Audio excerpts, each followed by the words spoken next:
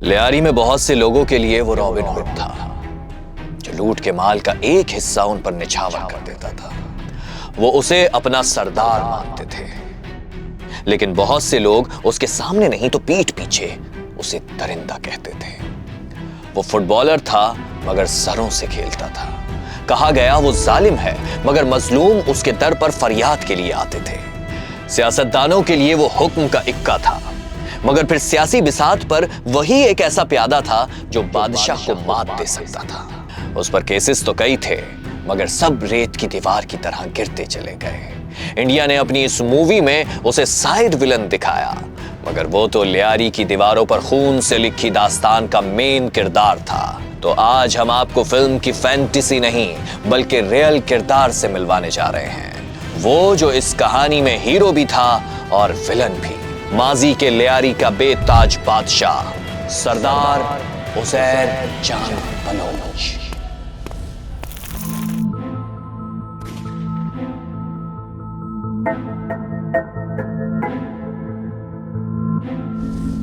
Karachi port की एक जानिब सिर्फ एक सड़क यानी मौलवी तमीजुद्दीन खान रोड को अगर क्रॉस कर लिया जाए तो आप एक नई दुनिया में पहुंच जाते हैं। कराची का पॉश इलाका, महंगे तरीन तफरीही मकामात, बोर्ड बेसन, अमरीकी सिफारत खाना, बिलावल हाउस।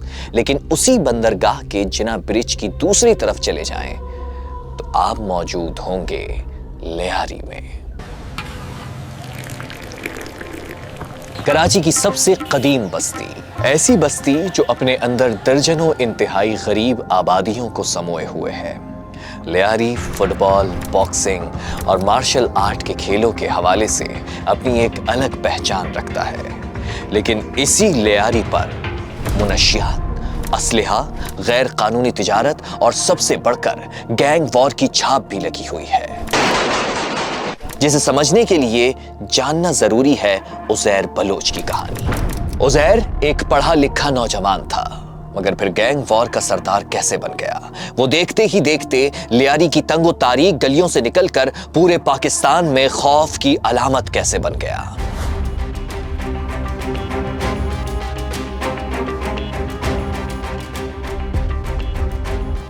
दो चार नहीं, 198 अफराद के कत्ल का दाग उसके दामन पर कैसे लग गया। ये ऐसी कहानी है जो बताती है कि जब गुर्बत, जुल्म, सियासत, ताकत और जुर्म हाथ मिला लें तो क्या हशर होता है। कहानी शुरू होती है 11 जनवरी 1989 से, जब लियारी के इलाके संगोलैन में फैज मोहम्मद बलोच, जिसे अहले मोहल्ला मामा फैजू भी कहते थे, उनके घर में एक बेटे की पैदाइश हुई। बच्चे का नाम उज़ैर जान रखा गया। मामा फैजू का खानदान ईरान और बलूचिस्तान तक फैला हुआ था। दूर परे के कुछ रिश्तेदारों की तो ईरानी शहरियत भी थी। लियारी की तंग गलियों में खेलते कूदते उज़ैर का बचपन अब लड़कपन की दहलीज पर आ रहा था, और इन्हीं गलियों में जवान हो या बूढ़ा मुनशियात के धुएं उड़ा रहा था। मारपीट आम थी। लियारी की गलियां छोटे छोटे बदमाशों के कब्जों में बटी हुई थी। लेकिन दूसरी तरफ उज़ैर बलोच का बाप मामा फैजू, वो नहीं चाहता था कि उज़ैर का साया भी इस जुर्म की दुनिया पर पड़े। उज़ैर को लेकर मामा फैजू की आंखों में कुछ और ही ख्वाब थे। दरअसल उज़ैर ही मामा फैजू का सब कुछ था। वो उज़ैर की एक एक हरकत पर नजर रखता था, इस वहशतनाक माहौल की परछाइयों से उसे बचाने की कोशिश करता। मामा फैजू ने अपने बेटे उज़ैर को संगोलैन की प्राइमरी स्कूल से तालीम दिलवाई। फिर उज़ैर ने ग्रेजुएशन के लिए लियारी डिग्री कॉलेज में दाखिला लिया। उसके बाद उसे लियारी जनरल अस्पताल में वार्ड बॉय की नौकरी मिल गई। मामा फैजू अपने ट्रांसपोर्ट के काम में लगा हुआ था। सब कुछ ठीक चल रहा था, लेकिन फिर उज़ैर बलोच की पुरसुकून जिंदगी में ऐसा भूचाल आया जिसने उसे हिला कर रख दिया। 2003 में उज़ैर बलोच के वालिद को हाजी लालू के बेटे अरशद पप्पू का गिरोह तावान के लिए अगवा कर लेता है, और फिर तावान लेने के बाद मामा फैजू को बेदर्दी से कत्ल करके लाश फिराने में फेंक दी जाती है। वो शख्स जो सालों तक अपने बेटे को जुराइम की भट्टी में जलती आग से बचाता रहा, अब वो नहीं रहा था। बेटा उसकी लाश देखकर आग बगोला हो गया। जी हाँ, यही वो मकाम था जब उज़ैर की जिंदगी बिल्कुल पलटने वाली थी। وہ ایک بہت بڑی پلاننگ کا حصہ بننے والا تھا۔ عزیر بلوچ کا یہ غم بدلے کی آگ سے ہی ٹھنڈا ہونا تھا، مگر وہ یہ بدلہ اکیلے نہیں لے سکتا تھا۔ ارشد پپو کے گینگ سے ٹکر لینے کے لیے اسے وہاں جانا پڑا جہاں جانے کے لیے ساری زندگی اس کا باپ روکتا رہا، یعنی رحمان بلوچ کے گینگ میں۔ فائنلی عزیر بھی وہیں پہنچ گیا، گینگ وار کی دنیا میں، جہاں کبھی گولیوں کی بوچھاڑ تھی اور کبھی گولی بھیج کر بھتے کی ڈیمانڈ۔ عزیر بلوچ بھی چھوٹے موٹے کام کرتا رہا، دنگا فساد، بھتہ، اسلحے کی خریداری، لیکن پھر عزیر بلوچ کی زندگی میں ایک اور ٹرن آتا ہے۔ وہ ٹرن عزیر کو اس جرم کی دنیا میں غیر معمولی بنانے والا تھا، کیونکہ اب لیاری کے سب سے بڑے گینگ لارڈ عبد الرحمان عرف ڈکیت سے اس کا رشتہ جڑنے والا تھا۔ جی ہاں، رحمان ڈکیت کی بہن سے عزیر بلوچ کی شادی۔ یہاں سے کہانی میں نئے چیپٹر کا آغاز ہوتا ہے۔ اب عزیر بلوچ کوئی عام گینگسٹر نہیں رہتا، اس کا اسٹیٹس بدل جاتا ہے، اس کا رعب، دبدبا، رکھ رکھاؤ، انداز۔ اور پھر آگے چلنے سے پہلے یہ بتا دوں کہ لیاری کا تخت آگے چل کر عزیر بلوچ کو ہی سنبھالنا تھا، مگر اس سے پہلے لیاری کا تخت خالی بھی تو ہونا تھا، جس پر بیٹھا تھا عبد الرحمان بلوچ۔ 9 اگست 2009 اتوار کا دن، کہتے ہیں رات گئے ہونے والے پولیس مقابلے میں رحمان ڈکیت اپنے 3 ساتھیوں سمیت مارا گیا تھا۔ حالانکہ اس سے پہلے خبریں آ رہی تھیں کہ رحمان بلوچ کوئٹہ سے پکڑا گیا ہے۔ بعد میں وہی اسٹیریوٹائپ بیان آیا کہ رحمان ڈکیت پولیس حراست میں فرار ہو گیا ہے، اور اس دھرندر مووی میں تو بالکل ہی الگ کہانی سنائی گئی ہے۔ خیر، ساری صورتحال پر نظر رکھنے والوں نے اس مقابلے کو جعلی قرار دیا تھا۔ رحمان ڈکیت کو کراچی میں مقابلوں کے لیے مشہور چودھری اسلم پولیس پارٹی نے مبینہ مقابلے میں ہلاک کیا تھا۔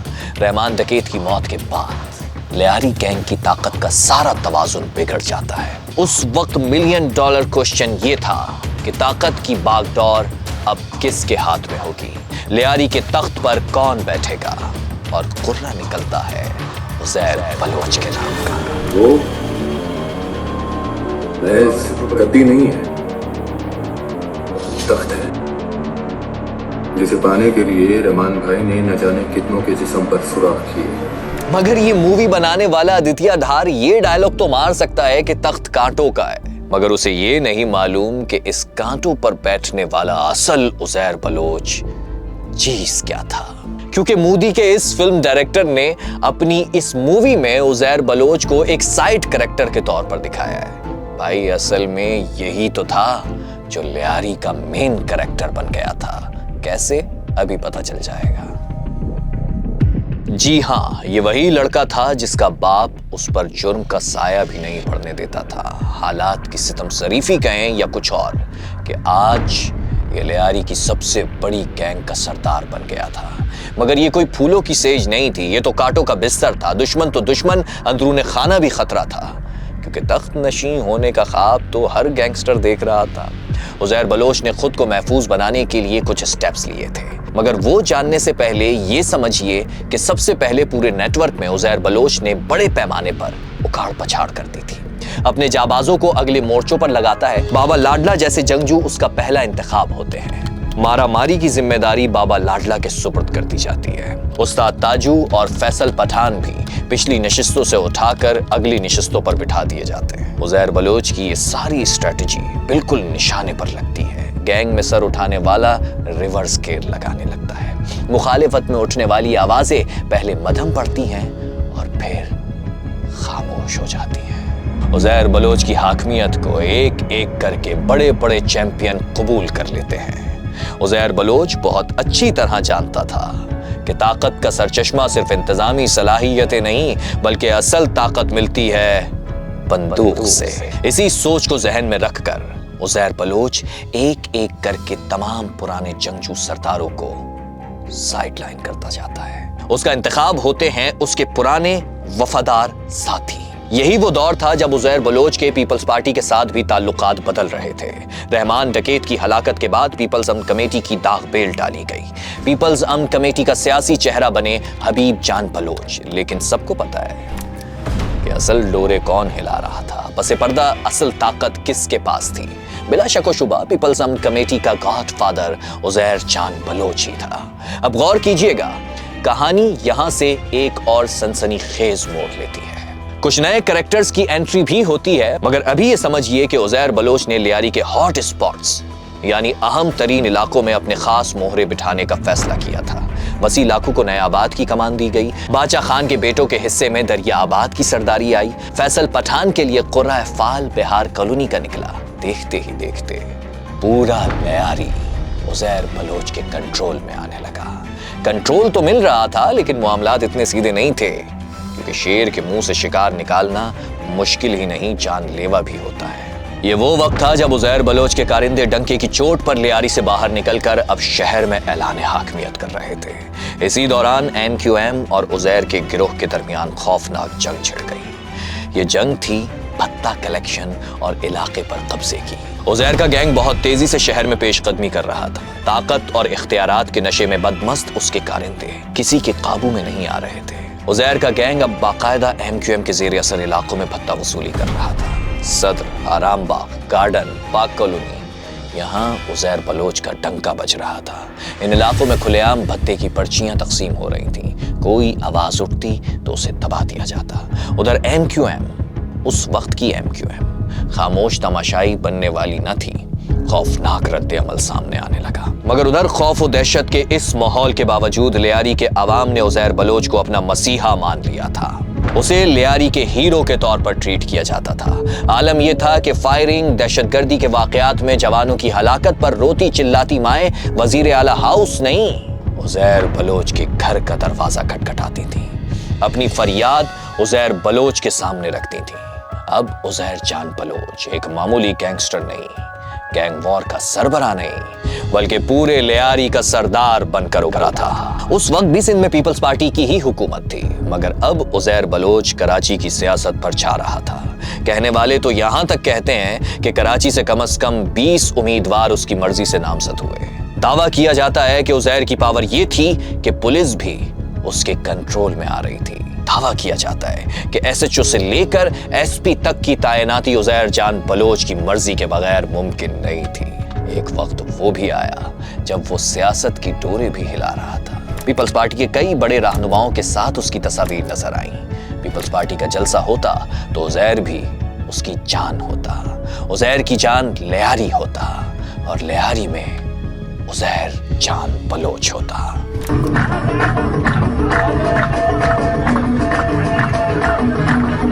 सियासी जलसों को सिक्योरिटी देने की कुंजी भी उसी के पास थी। यह वही वक्त था जब लियारी में सियासत और बंदूक एक ही सिक्के के दो रुख माने जाते थे। लेकिन फिर उजैर की कहानी में सबसे बड़ा ड्रामाई मोड़ आया।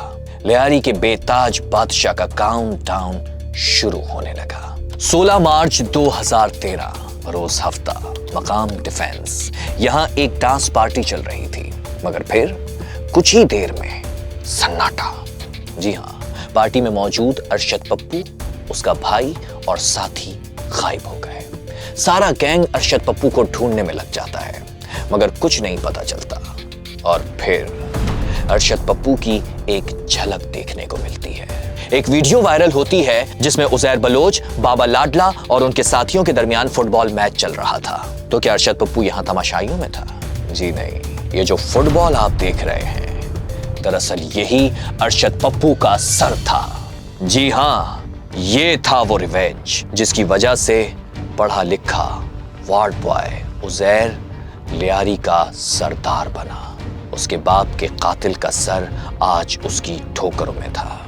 मगर ये कोई मामूली वीडियो वायरल नहीं हुई थी। उजैर का सबसे बड़ा दुश्मन तो खत्म हो गया था, मगर अब उजैर उनके हाथों से भी निकल रहा था जिन्होंने उसे सरदारी के तख्त तक पहुंचाया था। उजैर के खिलाफ ऑपरेशन शुरू हो गए और वो लियारी से फरार हो गया। ईरान के रास्ते मस्कत और फिर दुबई जाकर अपने कारोबार की निगरानी करता रहा।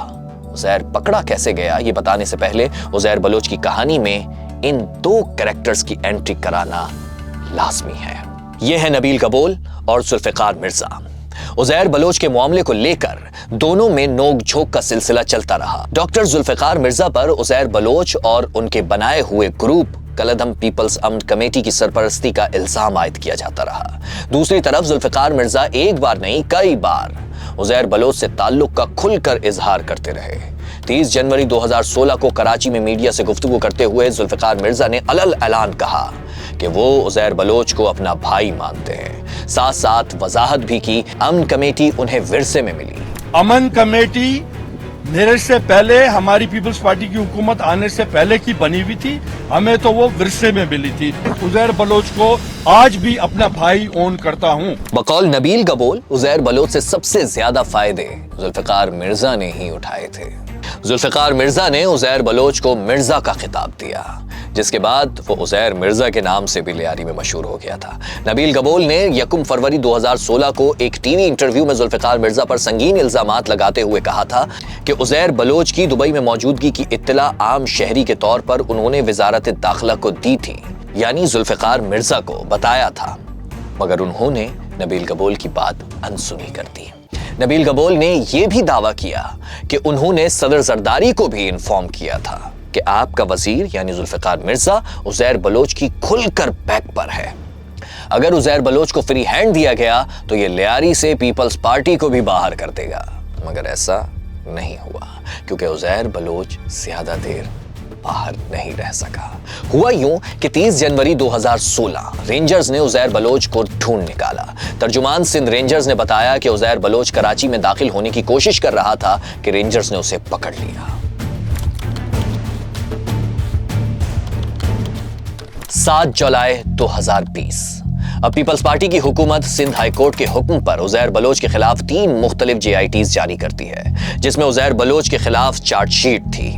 सबसे पहले लिखते हैं कि उज़ैर अपने वालिद फैज बलोच के कत्ल का बदला लेने के लिए रहमान डकैत के गिरोह में 2003 में शामिल हुआ। JIT रिपोर्ट में यह भी लिखा गया कि उज़ैर ने 198 अफराद के कत्ल का एतराफ किया है। JIT में यह भी लिखा था कि उज़ैर बलोच ने अपने सबसे बड़े मुखालिफ अरशद पप्पू को साथियों समेत मार्च 2013 में अगवा किया, जबकि अरशद पप्पू को बहीमाना अंदाज में कत्ल करके लाश जलाकर गटर में बहा दी। इसी तरह रेंजर्स के 2 और पुलिस एहलकारों के कत्ल का भी उज़ैर बलोच ने एतराफ किया है। JIT रिपोर्ट के मुताबिक उज़ैर ने अपने मुखालिफिन के खिलाफ मुसल्लह मुकाबलों और पुलिस थानों पर हमलों का भी एतराफ किया। 2013 में कराची में जारी टारगेटेड ऑपरेशन के बाद उसके कई साथी ईरान, ओमान, जनूबी अफ्रीका या मुत्तहिदा अरब अमारात फरार हो गए। JIT रिपोर्ट में यह भी दावा किया गया कि उज़ैर ने बताया कि ईरानी खुफिया इदारों के बाज़ अफसरान ने उससे मुलाकात की थी। JIT ने मुल्जिम की गद्दारी के ज़िम्मे में आने वाली सरगर्मियों के पेश नज़र ऑफिशियल सीक्रेट एक्ट 1923 के तहत मुकदमा कायम करने की भी सिफारिश की थी, जिसके तहत मुकदमा चलाए जाने के बाद उज़ैर बलोच को 12 साल कैद बा मुशक्कत की सजा सुनाई जा चुकी है। अब $1 मिलियन क्वेश्चन ये है कि क्या आने वाले सालों में उज़ैर बलोच एक दफा फिर आजाद फजाओं में सांस लेगा? उज़ैर बलोच के खिलाफ 2004 में कत्ल केस से मुकदमों का सिलसिला शुरू हुआ और 2014 तक उस पर 61 केसेस बन गए, लेकिन फिर 2020 से अब तक उज़ैर बलोच तकरीबन 50 के करीब मुकदमात में बरी हो चुका है। उज़ैर बलोच एक के बाद दूसरे मुकदमे से क्यों बरी हो रहा था? मामला ये है कि पुलिस ने उज़ैर बलोच के खिलाफ मुकदमात का पहाड़ तो खड़ा कर दिया था, लेकिन अदालतों में बात उस वक्त बिगड़ गई जब प्रोसिक्यूशन और तफ्तीशी अफसरान इल्जामात साबित करने में एक एक करके हर केस में नाकाम होते गए। उज़ैर बलोच के खिलाफ ठोस सबूत व शवाहिद ना होने और गवाहों के बयानात में तज़ाद होने की वजह से उसे केसेस से बरी किया जाता रहा। कुछ मुकदमात तो ऐसे भी थे जिनमें गवाहान अदालतों में बयानात रिकॉर्ड कराने के लिए पेश ही ना हुए। उसका पूरा फायदा उज़ैर बलोच के वकीलों ने उठाया, बरियत की दरखास्त जमा कराई और अदालत ने शवाहिद ना होने की वजह से उज़ैर को इन मुकदमात से बरी कर दिया। बात इतनी सीधी नहीं जितनी नजर आती है। गैंग के सरगना के खिलाफ अदालत में आकर गवाही देना कोई खेल नहीं है। आम गवाहान तो छोड़िए, अवाम के मुहाफिज यानी पुलिस वाले भी कतराते हैं। उज़ैर बलोच के खिलाफ दर्ज मुकदमात में प्राइवेट गवाहान को शामिल नहीं किया गया। लियारी गैंगवॉर के खौफ से अब तक बयानात रिकॉर्ड कराने वाले गवाहान की जानिब से उज़ैर बलोच को वाक़यात में मुलव्वस करार नहीं दिया जा सका। यही वजह है कि उसके खिलाफ दर्ज मुकदमात कमजोर पड़ते चले गए। और एक आम तासुर ये है कि सबूतों और गवाहों के ना होने की वजह से अदालत उज़ैर जान बलोच को बाकी तमाम मुकदमात से भी बाइज्जत بری کر سکتی ہے۔